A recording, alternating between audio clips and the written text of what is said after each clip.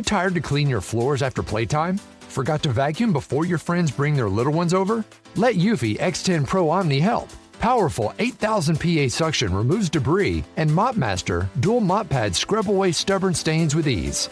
Save time and keep your floors cleaner. Want to know more? Go to eufy.com, that's EUFY.com, and discover X10 Pro Omni, the best-in-class all-in-one robot vacuum for only $799. Bonjour à toutes et à tous et bienvenue dans Titre. Titre, c'est le podcast qui à chaque épisode vous fait découvrir un roman avec son auteur en l'abordant et en le racontant par son titre. Aujourd'hui, je suis heureuse de recevoir Léontine Béhagel. Bonjour Léontine. Bonjour. Léontine Béhagel, vous avez 24 ans et vous êtes journaliste. Et nous sommes ensemble aujourd'hui pour votre très fort et très courageux premier roman, 5 petites tristesses, publié aux éditions Robert Laffont. Merci beaucoup d'être avec nous. Merci à vous.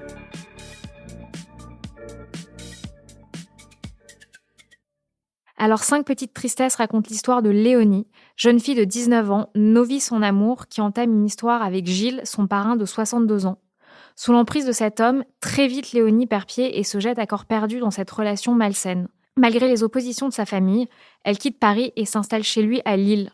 Commencent plusieurs mois d'une cohabitation ambiguë, marquée par l'illusion de l'amour, la répulsion et une prise de conscience progressive qui conduira à un dépôt de plainte libérateur. 5 petites tristesses décrit avec beaucoup de justesse le mécanisme d'emprise et expose avec courage les quelques événements qui suffisent pour perdre pied. Mais pas uniquement. C'est un roman qui place au cœur du récit la question du consentement au sein du couple, qui décrit les émotions ambiguës qui nous poussent parfois à prendre la mauvaise direction, qui dessine la complexe cohabitation entre discernement et ascendance, et qui interroge le désir de liberté et les folies que nous sommes prêtes à accomplir pour l'adrénaline qu'elle procure. Alors, Léontine Béhagel, pourquoi avoir choisi ce titre, 5 petites tristesses ? Alors, les 5 petites tristesses sont un peu dispersées à plusieurs endroits du texte, ou un petit peu sous-entendues, même si je n'écris pas directement 5 petites tristesses.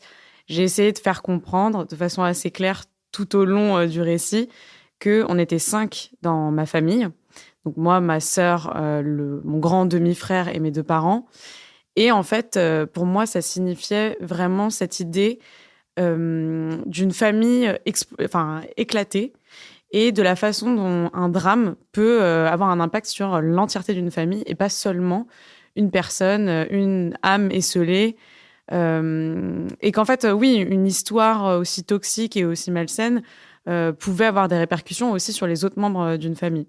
Donc c'est pour ça que j'ai choisi ce titre. Mais en fait, c'est aussi un hasard, pour être honnête, parce qu'à l'origine, c'était inséré dans le texte. Donc, ça, à la fin, on se rend compte que elle se libère complètement de cette relation grâce à son groupe d'amis. Et ils sont 5 en tout.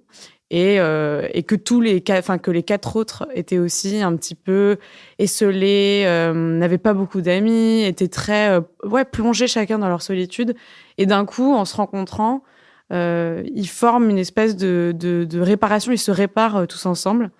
Et en fait, c'est mon frère, du coup, ce grand demi-frère, qui, en lisant le livre pour la première fois, a retenu ces mots. Et il m'a dit, ça fera un bon titre, cette expression-là, qui est nichée dans le texte. Et je me suis dit, oui, en plus, ça fait écho à la famille. Quelles sont justement les tristesses des autres personnages ?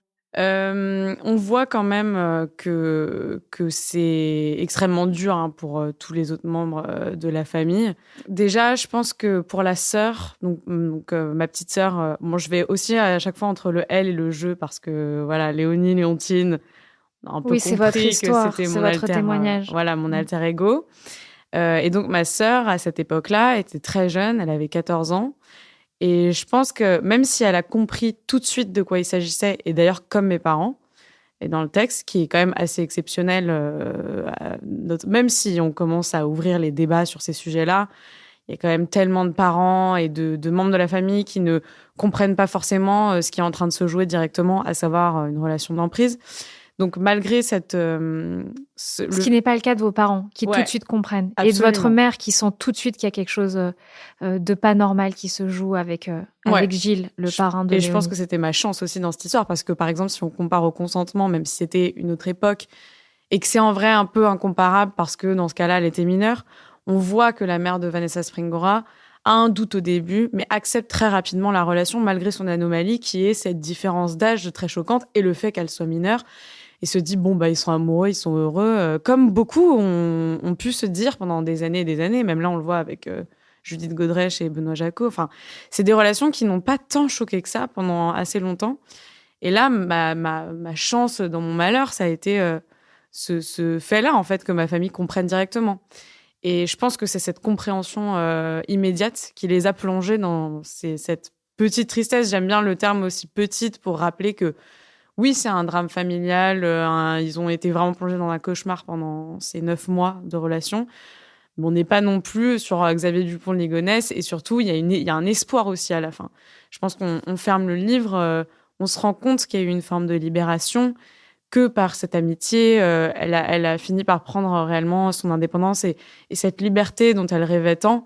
Et on termine pas forcément sur une mauvaise note. Et je vais pas spoiler la fin du livre, mais même judiciairement, ça termine sur une note d'espoir quand même. 5 petites tristesses questionnent la notion d'intimité et l'acte de révéler aux autres ce qui ne regarde que nous. Est-ce que la sortie de cette tristesse, qui a été l'emprise, n'a pu se faire que par cette révélation publique ? Non.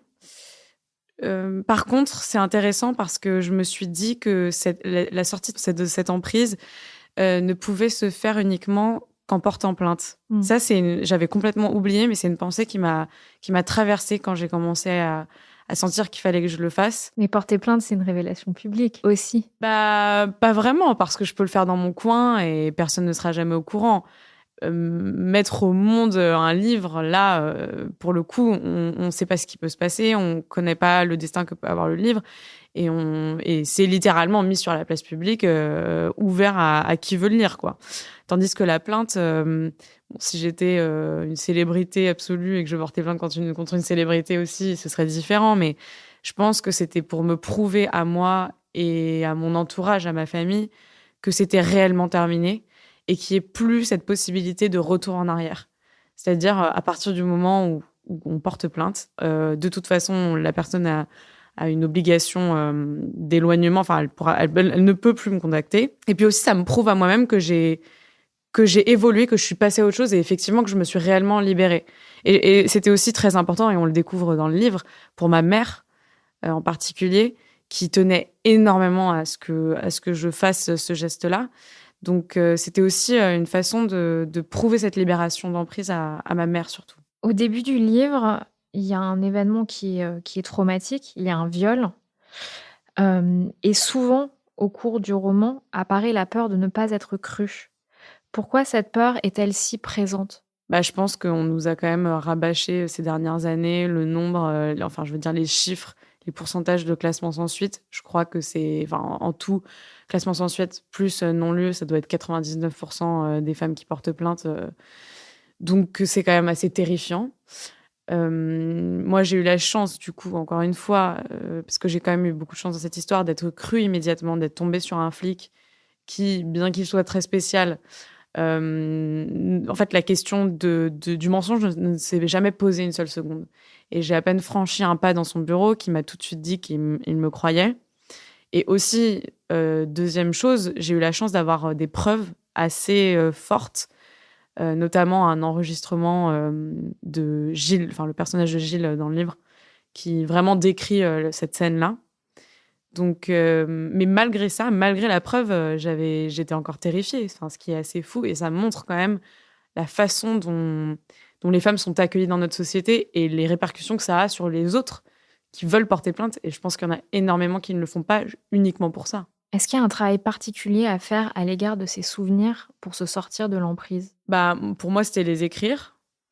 Je pense que j'avais énormément besoin le livre parle de ça aussi, de ce besoin d'écrire, de cette libération par l'écrit, ou en tout cas par le journal intime, parce que je pense qu'en écrivant un livre, on se libère pas tellement finalement. C'est même parfois plus douloureux qu'on aurait imaginé. Mais moi, c'est vraiment passé par l'écriture. Et effectivement, ça va rebondir avec votre question de tout à l'heure, mais pour moi, il y avait aussi une satisfaction complète à le publier et le rendre public, justement. Je rebondis sur ce que vous dites. Ouais. Il y a la publicité de votre livre, mais dans le livre, il y a aussi la publicité du journal intime du personnage, Ouais, qu'elle lit à toute sa famille et aux amis proches de sa famille. ouais, tout à fait. Et ça, c'est vrai qu'il y a eu cette espèce de ces deux couches en fait qui ne cessaient de se superposer, c'est-à-dire l'histoire en train de se dérouler et le récit que j'étais en train d'en faire à côté dans ce journal, qui justement est inséré dans le texte, parce que en écrivant le livre, il y avait certains passages ou certaines sensations que j'avais du mal à retrouver, et je me référais sans cesse en fait au journal, et j'arrêtais pas de me dire mais il y a certains passages que je n'aurais pas pu écrire mieux que comme ils le sont notés dans le journal, quoi. Et c'est vrai que bon, ça, je me suis rendu compte de ça en tenant un journal pendant toutes ces années. C'est la façon dont on parle à mémoire, mais on a vraiment une mémoire pourrie, quoi. Et je pense surtout dans une histoire douloureuse, on a forcément envie, enfin, malgré nous, on occulte tellement d'éléments On veut oublier. exactement. En fait, notre mémoire fait un tri sélectif. Et c'est vrai que tous les moments du début, c'est-à-dire cette illusion, cette sensation d'amour que j'ai pu ressentir, cette admiration, ont été totalement supprimés en fait de mon espace mental. Et avoir ces documents qui relataient exactement de mes sensations et de ce qui se passait dans ma tête à ce moment-là, ça a été hyper précieux. Et en plus, ça a pu rendre le récit encore plus honnête et juste.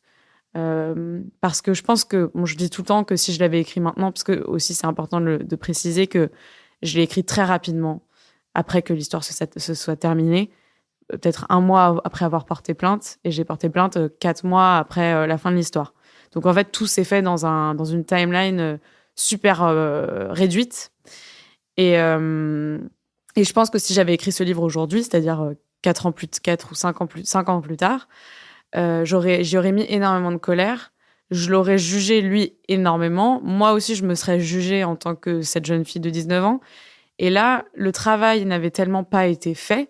J'avais même pas eu le temps, en fait, de réfléchir à toute cette histoire, de l'analyser, De prendre la mesure. de prendre la mesure de tout ce qui s'était passé, que j'étais déjà en train d'écrire le livre. Donc, forcément, il y avait une forme de pureté et de sincérité absolue.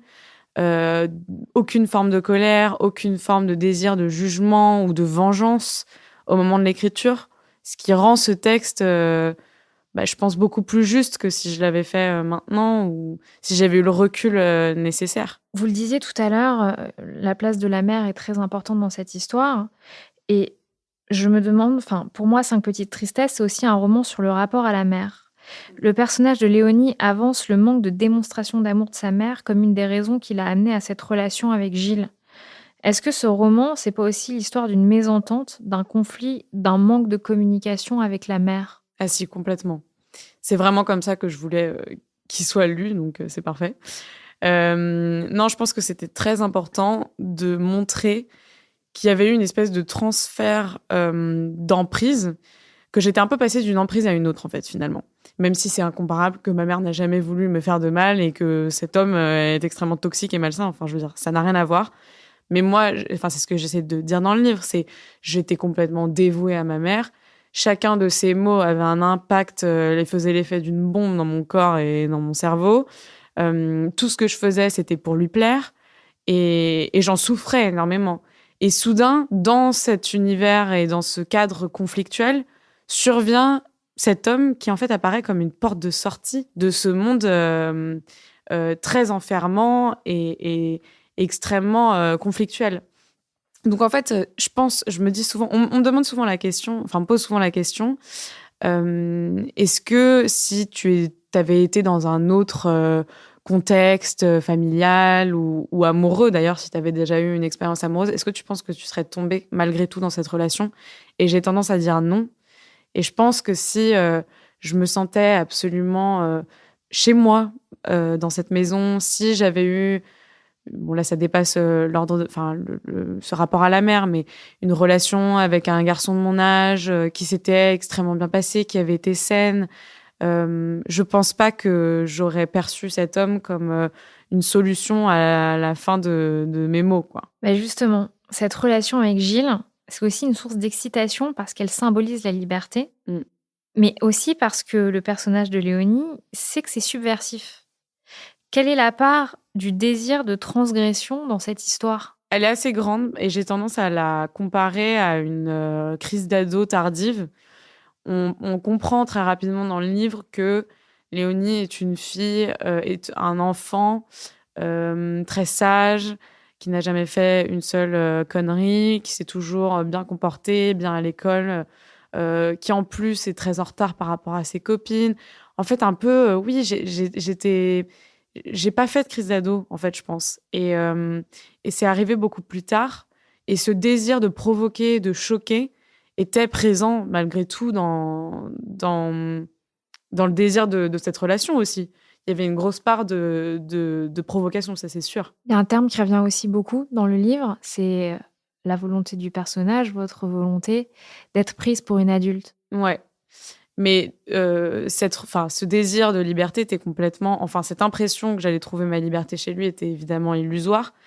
Et effectivement, comme j'étais constamment rabaissée, entre guillemets, au stade d'enfant, au stade d'ado chez moi. C'est marrant, pardon, je rebondis là-dessus parce Ouais. que quand on vous lit, on n'a pas du tout l'impression que vos parents vous infantilisent. Ah ouais? Ouais. Au contraire, je trouve qu'ils vous parlent vraiment en adulte très vite. Ils vous traitent en adulte dans ce problème que la famille traverse. Bah, peut-être que c'est juste moi avec moi-même, mais je sais que j'ai toujours détesté l'enfance, j'ai toujours détesté l'adolescence. Je ne supportais pas le fait d'avoir des règles, d'avoir ce manque absolu de liberté. Malgré tout, ma mère était assez stricte et j'avais pas spécialement envie de sortir, mais le fait de pas avoir la possibilité de le faire, par exemple, ça m'était insupportable. Et je pense que je me sentais gamine parce que j'avais toutes ces règles, cette sévérité, et que mon seul échappatoire, c'était ma chambre d'ado, en fait. Et là, soudain, on a quand même le regard d'un homme adulte qui se pose sur nous et on se sent, on a cette illusion de devenir une femme, d'accéder à ce monde qui nous était totalement fermé, qui est le monde des adultes, et donc de soudain pouvoir se placer au même niveau, à la même échelle que ses parents, et de cesser de se sentir inférieur. Donc je pense qu'il y avait beaucoup de ça aussi. Vous écrivez « Personne ne pourrait jamais briser cette relation. C'est ce que je ne cessais de me répéter quotidiennement, me réfugiant dans l'émotion forte que me procurait cette passion interdite. » Est-ce que c'est cette quête de l'émotion forte, cette volonté de combler le vide qui a poussé Léonie à se jeter dans cette relation? Oui, aussi. On voit quand même qu'il y a beaucoup d'ennuis dans cette maison, dans cette chambre. Encore une fois, un retard par rapport à ses amis qui ont déjà vécu des petites histoires. Une vie monotone en prépa, puis à la fac, où en fait, sa vie se résume à faire l'aller-retour entre sa chambre et une bibliothèque. Et un désir de vivre des grandes choses, de vivre une histoire romanesque. Et pour moi, c'était, oui, le moyen de vivre cette histoire dont je rêvais tant, qui en plus était complètement atypique, et, comme on le disait avant, un peu choquante, un peu provocatrice. Enfin, en fait, il y avait vraiment la recette absolue pour donner exactement tout ce que je cherchais. Donc, une porte de sortie, un adulte en plus qui veut bien m'accueillir chez lui, donc je peux partir même physiquement de chez mes parents. Ce désir de provoque était comblé.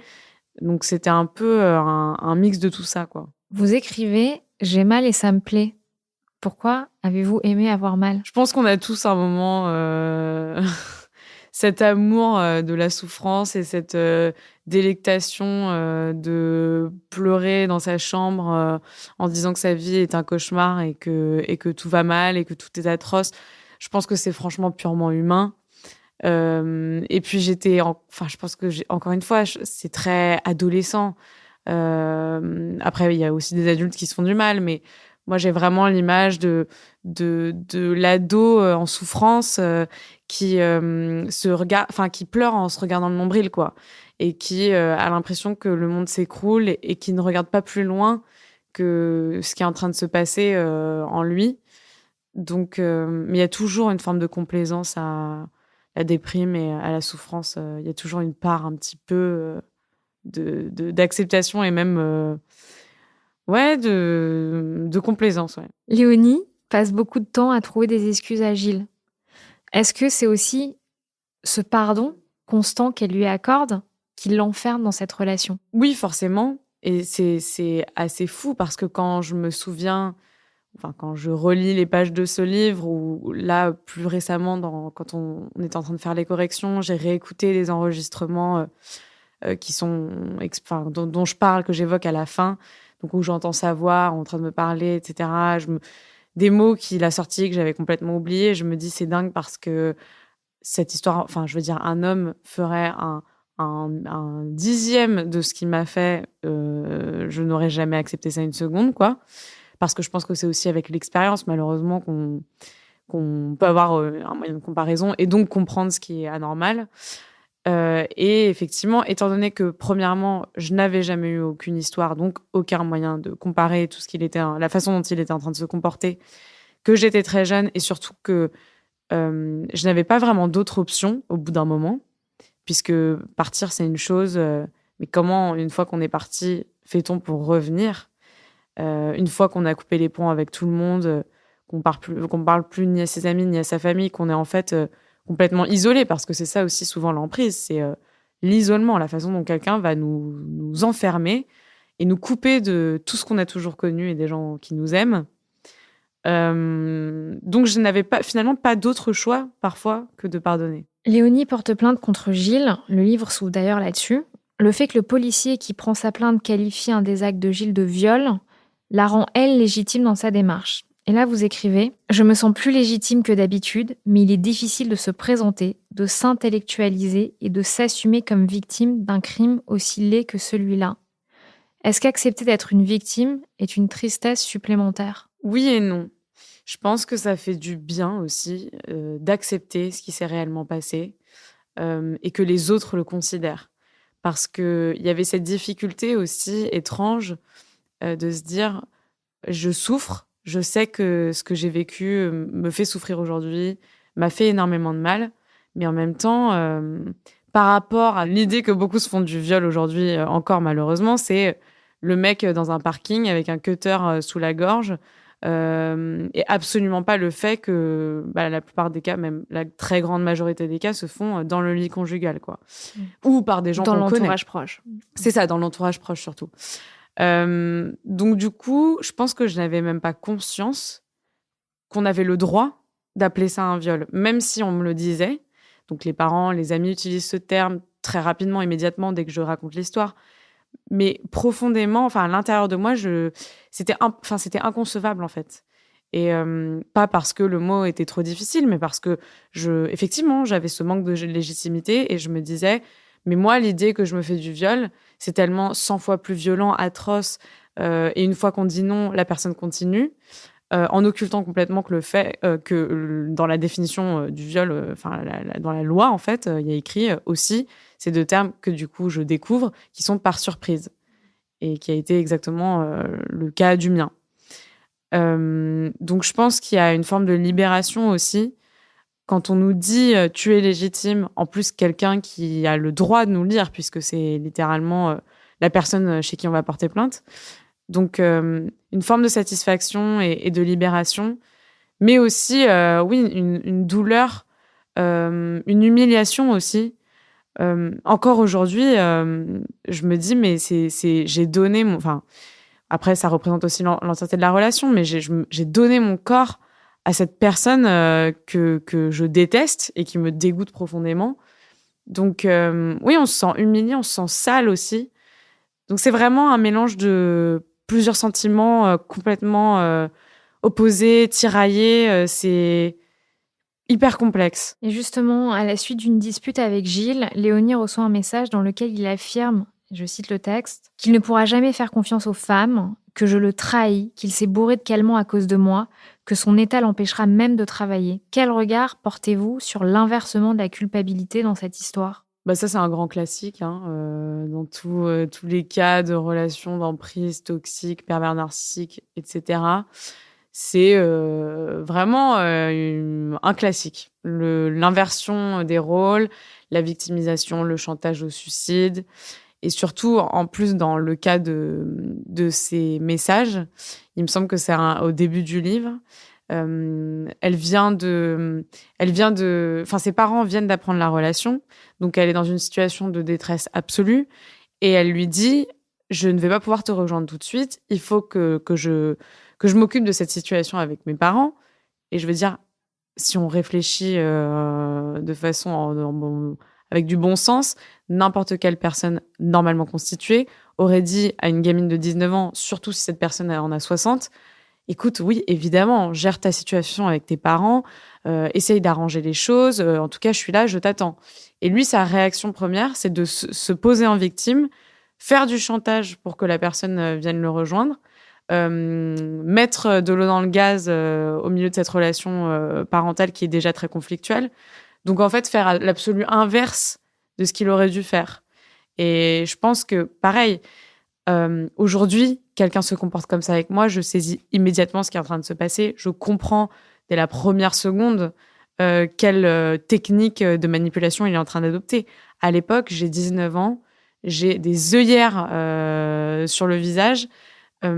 J'ai ce sentiment illusoire aussi, avec toutes ces années de réflexion, d'être amoureuse de lui. Et qu'en fait, dans l'histoire, ce sont mes parents les monstres et que lui est mon sauveur. Donc forcément, c'est assez fou, parce qu'en relisant ça, je me dis, mais comment j'ai pu... Enfin, comment c'est possible, en fait, de ne pas voir ce qui est en train de se passer, puisque ça semble tellement évident quand on le lit dans le livre. Et pourtant, quand on a 19 ans, qu'on est immature, qu'on n'a aucun moyen de comparaison, puisqu'on n'a rien vécu, ben ça l'est pas tant, en fait, finalement. D'ailleurs, elle est consciente que Gilles, il est pas beau, qu'il a un mode de vie qui n'est pas attrayant. Elle aime même pas les rapports physiques avec lui. Et elle est même pas sûre de vraiment l'aimer, en fait. Elle ne se raconte aucune histoire à ce sujet, d'ailleurs. Et elle le dit elle-même dans son journal. Elle s'en fiche, ça ne change rien. Ouais, c'est assez fou. Et d'ailleurs, dans le journal, on le voit de façon... Enfin, quand je reprends mon journal de l'époque, vraiment d'un jour à l'autre, du jour au lendemain, mon sentiment va changer. Je vais écrire un jour, je suis folle amoureuse de lui, je le sais. Et puis le lendemain, en fait, non, c'est impossible. Je sais très bien que ce n'est pas de l'amour.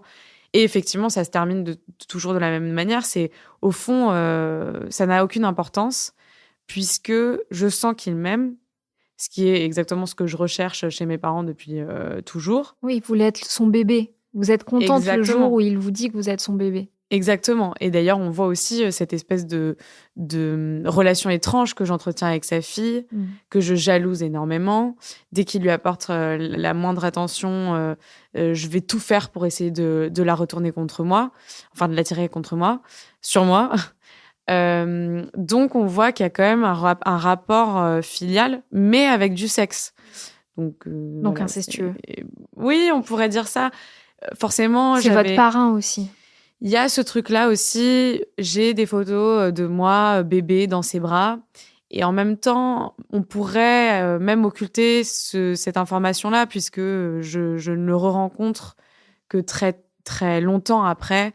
J'avais aucun souvenir avec lui, puisqu'il a été éloigné, exclu de la famille quand j'étais bébé, pour des raisons qu'on découvre dans le livre. Donc, il a toujours été en arrière-plan quelque part, dans les conversations, à travers mon père, mais je le connaissais vraiment pas, pour le coup. Mais effectivement, parrain ou pas, j'avais cette image du père, du sauveur, même de la mère un peu. Et je crois que je le dis dans le texte aussi, cette idée de tout ce que j'ai toujours attendu de ma mère, tout ce dont j'ai toujours rêvé. D'un coup, il me l'offre sur un plateau. Il me fait croire à cet amour inconditionnel qui est l'amour que me portait réellement ma mère, hein, pour le coup, alors qu'il me connaissait depuis 3 jours, quoi. Et c'était plus facile pour moi d'y croire que de rester dans ma souffrance adolescente. À un moment, dans le livre, Léonie se sépare de Gilles, mais commence assez vite à le revoir sans le dire à son entourage. Est-ce que le mensonge, ici, est une tristesse ? Oui, je pense que c'était très douloureux, c'est ce moment-là précisément, puisque j'ai commencé à mentir à mes parents, à mes amis, à tout mon entourage qui était très inquiet pour moi, et que je n'arrivais pas à trouver d'autres solutions. J'arrivais pas à... C'est horrible, mais j'arrivais pas à faire autrement, et je compare souvent cette situation à un addict à la drogue, c'est-à-dire quelqu'un qui veut vraiment s'en sortir, qui va dire à son entourage qu'il est prêt à passer à autre chose, à enfin sortir de ce fossé, enfin de ce gouffre, qui va parvenir au début à rester sobre et puis replonger, savoir que ça lui fait du mal et mentir à l'entourage pour ne pas le décevoir. Et c'est exactement le même schéma qui est en train de se produire ici, ce qui est assez fou. Et d'ailleurs, il n'y a pas très longtemps, je parlais avec une copine qui, elle aussi, était dans une situation d'emprise. Et c'est la première comparaison qu'elle a faite, c'est j'avais l'impression d'être sous drogue, d'être addict, en fait, d'être une camée, alors que j'ai pas forcément de tendance addictive, mais c'est vraiment la première analogie qui me vient, quoi. Et c'est ce que je n'ai pas arrêté d'écrire, moi.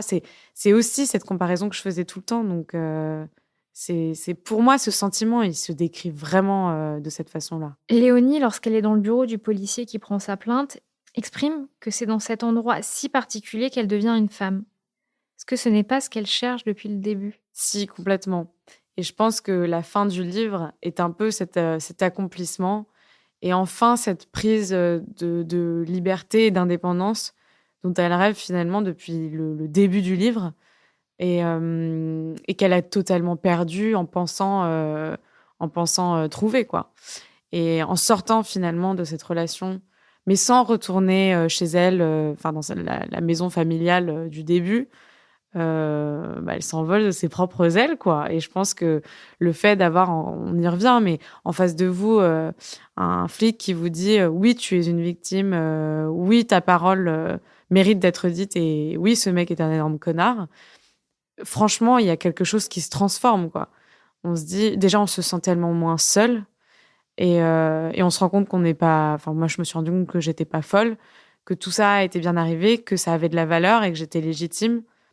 Et donc, bon, là, c'est de façon romancée, j'ai l'impression de devenir une femme, mais c'est cette émancipation, quoi. Le début d'une émancipation.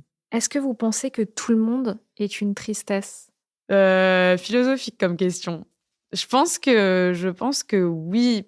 C'est tout à l'heure, là, ce matin, j'ai fait une énorme crise d'angoisse au bureau et en pleine conférence de rédac, donc je quitte la pièce complètement en larmes. Enfin, j'avais l'impression d'être une énorme drama queen. Et ensuite, les gens sont venus me voir et je me sentais tellement honteuse. Il y a 3 personnes différentes qui m'ont dit, en fait, t'es juste humaine. Et pour moi, c'est ça. En fait, chaque être humain normal est une tristesse à un moment ou à un autre. Après, c'est la véritable question, c'est comment on va s'en servir. Bon, moi, c'était par l'écriture ou comment on va la masquer, la dissiper, mais c'est cyclique, quoi. Donc on n'y échappe pas, malheureusement. Enfin, pour finir, 2 questions. Est-ce que vous pouvez me donner un titre de chanson qui pourrait être la bande originale du livre? C'est la bande originale de la fin du livre. C'est L'été indien de Jodassin. Parce que pour moi, ça signifie... c'est fou parce que je pense qu'on a 1 ou 2 chansons dans sa vie, ou peut-être plus, mais très peu de titres qu'on va écouter à certains moments, et peu importe l'instant, ça va nous replonger de façon immédiate dans un souvenir très précis. Et pour moi, cette chanson, c'est ce moment, cet après, parce que c'est une chanson que j'écoutais beaucoup avec mon amie Flora, dont je parle dans le livre. Et je me souviens je crois que j'écris une phrase je crois que c'est on consommait la liberté jusqu'à en faire des overdoses, et c'est vraiment ça. On écoutait on aurait dit vraiment donc on était complètement high, quoi. On écoutait cette musique dans la rue, on dansait sur les ponts, partout, sur les quais. Enfin, on ressentait tellement une joie profonde, et on n'arrêtait pas d'écouter cette chanson un peu ringarde, mais que j'adore toujours. Donc je pense que ce serait ça, et vraiment la chanson de l'espoir à la fin, quoi. Enfin, un titre d'ouvrage qui vous a marqué? Ouh là, il y en a beaucoup, mais je dirais là, le premier qui me vient, ce serait parce qu'il est pas si connu que ça, et je pense que tout le monde devrait lire ce livre, c'est Jeune fille de Anne Wiazemski, qui a été la femme de Godard, qui a joué dans certains de ses films aussi, et qui en fait est une immense autrice. Et elle a écrit ce livre, Jeune fille, qui raconte son premier tournage avec Robert Bresson. Et forcément, ça me fait penser un peu à mon livre, même si c'est pas du tout la même histoire, mais cette relation d'emprise aussi qu'elle a eue un peu avec lui, qui avait coutume d'enfermer ses actrices dans une maison sur le tournage, seule avec lui, et de laisser tous les autres membres de l'équipe dans une autre. Je pense qu'elle avait 14, 15, 16 ans. Je me souviens plus exactement. Il n'y a pas eu de rapprochement physique entre eux, mais il a toujours essayé d'avoir ce rapprochement. Elle a toujours parvenu à mettre ses limites là où il fallait. Mais c'est un livre sublime et qui décrit bien cette ambiguïté qu'il peut y avoir entre un adulte et une très jeune fille, enfin une enfant même. Merci beaucoup, Léontine Béhagel, d'avoir été avec nous aujourd'hui. Je rappelle que votre roman, 5 petites tristesses, est publié aux éditions Robert Laffont. Et merci à vous tous de nous avoir écoutés. Merci.